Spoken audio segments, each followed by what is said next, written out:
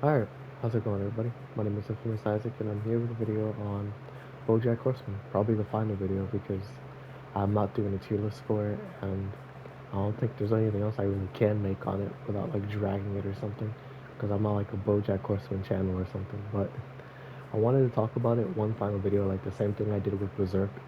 And I'm just gonna like talk about it, I just want to talk about it and just discuss how I feel about it. Not in terms of like a season by season, but just in general. Because I already recorded this video actually, I was gonna post it, but I didn't like the way it turned out.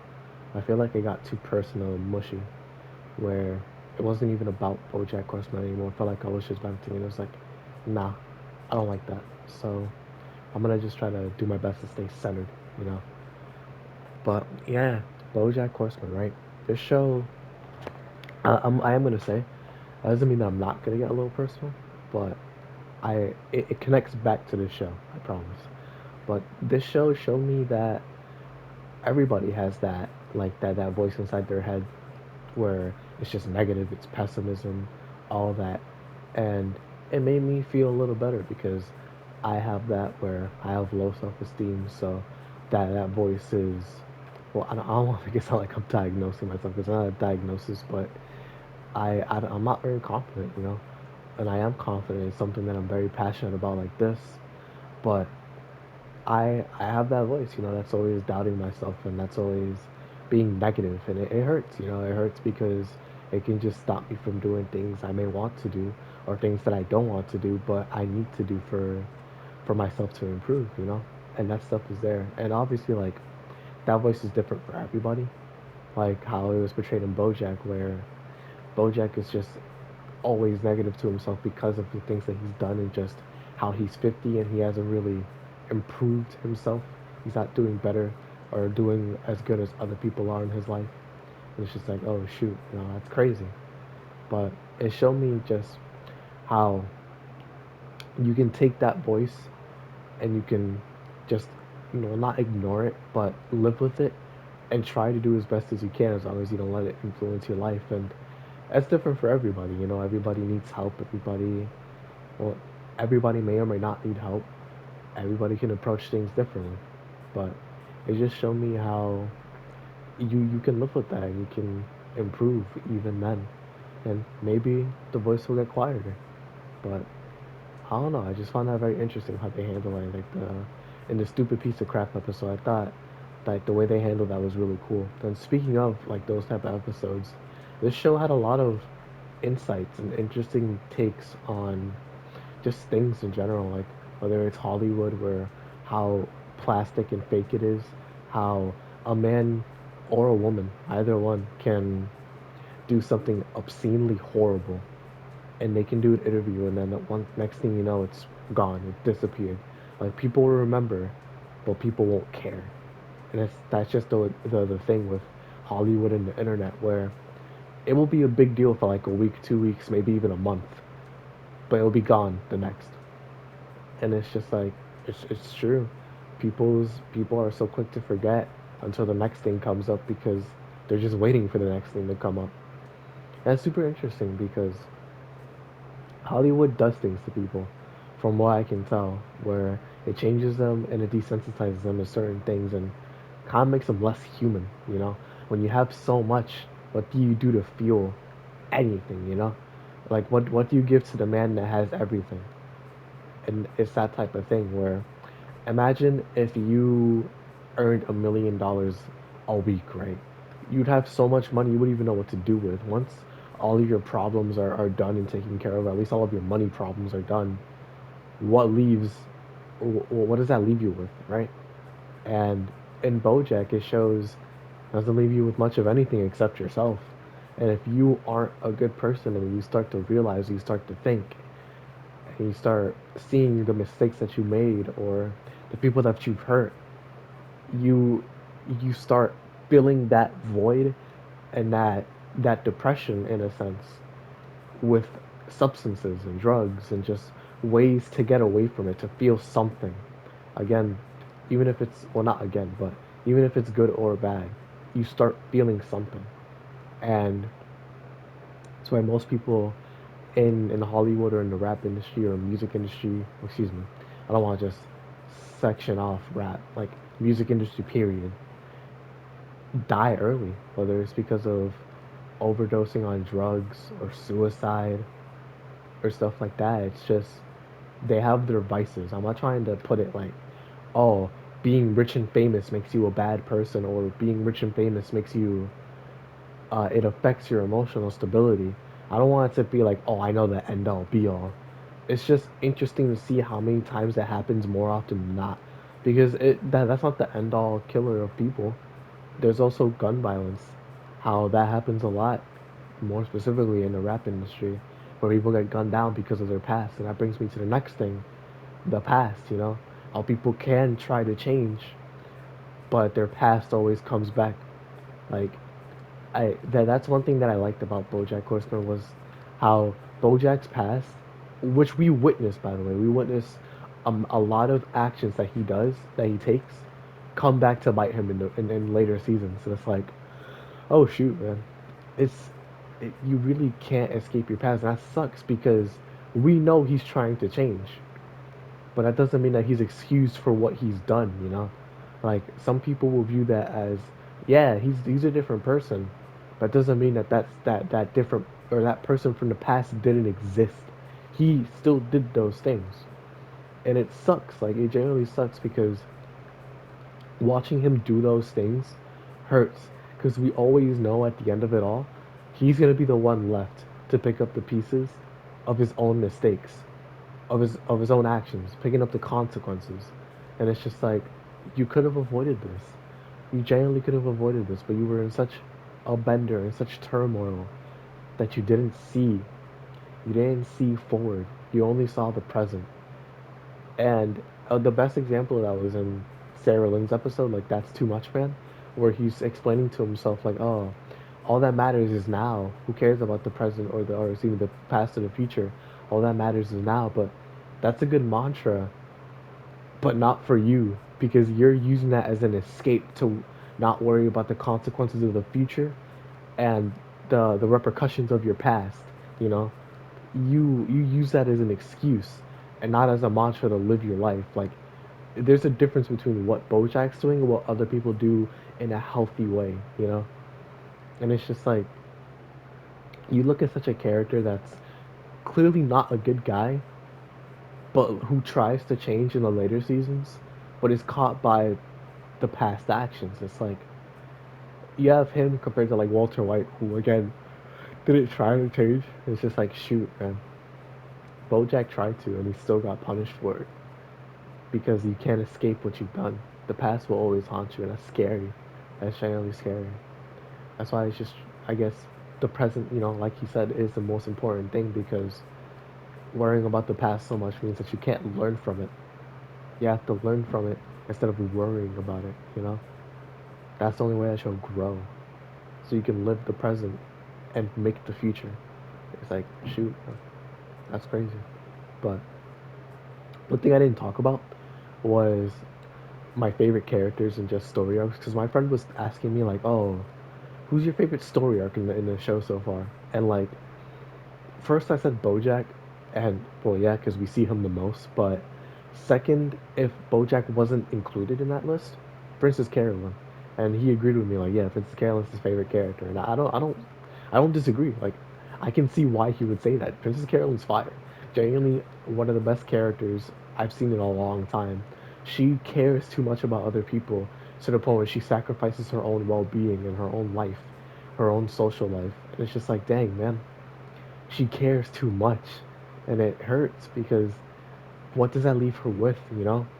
Who's gonna be there when she needs help? Most of the time, it came down to BoJack, but that doesn't explain, or well, that that doesn't happen until later in the seasons. Like in the beginning and even before that, BoJack was a terrible person to her, terrible, terrible person. She was a hookup to him, and also his manager. It's like shoot, crazy. But my favorite character, which I never got around to saying, was Mr. Peanut Butter. Mr. Peanut Butter was definitely my favorite character. I found him the funniest, and honestly, just wholesome. Like everybody likes Mr. Peanut Butter, but I wish we got to see more character development for him, because the character development that he got was literally him learning that his marriages are ruined by him, or at the very least by his actions. And it's not like Mr. Peanut Butter doesn't love the person that he's with. It's that Mr. Peanut Butter doesn't learn from the people that he's with. You can see it from Katrina. You can see it from Jessica Biel. You can see it from Diana. You can see it from Pickles, where each and every one of them, Mr. Peanut Butter doesn't listen. He loves unconditionally, but he loves in the wrong ways, you know? And every time that he gets divorced, he goes into the next one, and it's just like, you don't learn, you don't see what the problem is. And then he starts fixing himself. Instead of going into marriages, he starts learning to fix himself and getting better. And one thing that I loved was that even at the end of it all, Mr. Peanut Butter was there for BoJack. And that's awesome. That's so crazy for me to think about. Like, Todd gave BoJack great advice. He spaced himself out from him and had to learn to be his own person. Now they can be genuinely like good friends without BoJack having to keep him at his house, keeping him there, giving him life. Diane and BoJack do not have a great friendship at all. Like they depend on each other because they're both depressed, but it is not a healthy relationship. They need to work themselves out before they can really be together like as friends. Because BoJack struggles. Diane was struggling until the end of the show, and it just doesn't work. They're both not well together until they get better. Yeah, Princess Carolyn, who she genuinely cares for BoJack, and BoJack genuinely cares for her, but they can never be together because that does not work. It generally just does not work. So they have to be friends, and they can be really good friends. It's just again, BoJack is dysfunctional, and Princess Carolyn cares too much for BoJack, so it leaves her with the pieces while BoJack is trying to figure himself out. And it's just like that friendship is there, and it's genuinely beautiful, but they need to figure themselves out first. All of these characters, they need to figure themselves out before they can genuinely be good people, or at the very least functioning people. Like, one thing that I mentioned, I think in season 6, was BoJack when he was calling Princess Carolyn, how she was like, "Why didn't you invite me to your friend's invitation for rehab?" Like, why wasn't I there? And he was like, "I didn't think you would come. I thought you'd be too busy with your child and your job." And Princess Carolyn was just like, I'd come. It's just like, ah, Princess Carolyn, you're you're a sweetheart. You're so good. The fact that she said that just in the earnest tone too, that she knew it in her heart, no shadow of a doubt that she would have come, to the point where she had to ask why she didn't, like why she wasn't allowed to, and the fact that Mr. Peanut Butter came but not her, it's just like, ah, oh man, that's so sweet. That's genuinely so sweet. And that's one of the only relationships that I can take solace in, where Hollyhock fell out with BoJack, so she's not there anymore. Princess Carolyn is the only one that really, really, truly cares for him and truly understands BoJack. Like Mr. Peanut Butter, as much as I like him, doesn't understand BoJack. He sees the good in BoJack and genuinely tries to believe in it, but he doesn't see the dark side of BoJack. He doesn't understand that. He always just sees the good, and as good as that is, that doesn't let BoJack grow. And I love their friendship though. Like, well, the one-sided friendship, but to the point where uh, BoJack tolerates Mr. Peanut Butter. They're not friends, but he tolerates them. While Mr. Peanut Butter sees him as his best friend. And it's so fire because Mr. Peanut Butter basically looks up to him. But I just love when Mr. Peanut Butter went to pick him up, and he's just always been there. He's always helped him out.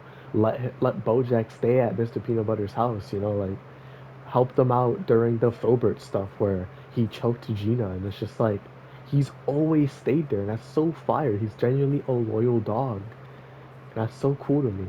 Genuinely so cool. I Man, the main characters in BoJack Horseman have so much. They're BoJack is the main character, but he's not the only main character. Princess Carolyn, Mr. Peanut Butter, Diane, and Todd are all main characters. There's 5 main characters, BoJack is the main one, but they're all just so important and have their own stories, their own lives, and their own character developments. Like, I love it so much, and that's what makes the show so special. Like, it's nothing like I've ever seen. It's so real, it's so vivid, it's so important to just Hollywood and characters and people and the way that they live their lives, feeling that void of emptiness when you're in your 30s and you don't have any passion. It's just like, or any ambitions, or you have problems and you don't know how to fix them. It's just like, man, this show has shown me so much I don't think I would have gotten from living. Or at the very least, I will get from living. I just haven't lived enough yet. And it's just like, yo, shout out BoJack Horseman. This show was genuinely a treat. It was amazing. I did not expect to get this much out of this show. I thought it was gonna be funny, have some laughs, and maybe get some serious moments. But this show was crazy, bro. Genuinely crazy. But now I gotta fill the void with that was left from this horse, and I gotta move on. And there's a bunch of shows I can move on to, but I don't want to forget. Just like this show, I can't forget about the past. BoJack Horseman is one of my favorite shows I've ever seen. Is it in my top 10? Probably. Top 5? We'll just have to wait and see. But thank you all for watching. I hope y'all enjoy. If this series has been anything to go off of, I really hope you take the chance to watch BoJack Horseman. It may not be for everybody, and I can understand that. If you don't like it, you don't like it. But just give it a chance. Not all the seasons, maybe season 1. And if it doesn't stick to you, I say give it a chance. Like, if you see the potential, keep going. But if not, completely fine. But I just wanted to take this chance to just like say I recommend it, basically. I recommend it. So I'll see you all in the next video with a new series or maybe a gameplay or whatever. These are being pre-recorded, so it's been a while since I've uploaded like uh daily, as in on the same day. But you guys will see what next, or what's coming up next. Maybe it won't be a long series. I'm gonna do some short ones first because kind of burnt out on long series right now.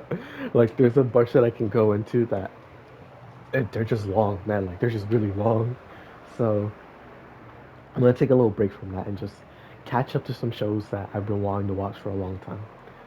But yeah, hope you all have a great rest of your day. I'll see you all in the next video. Peace.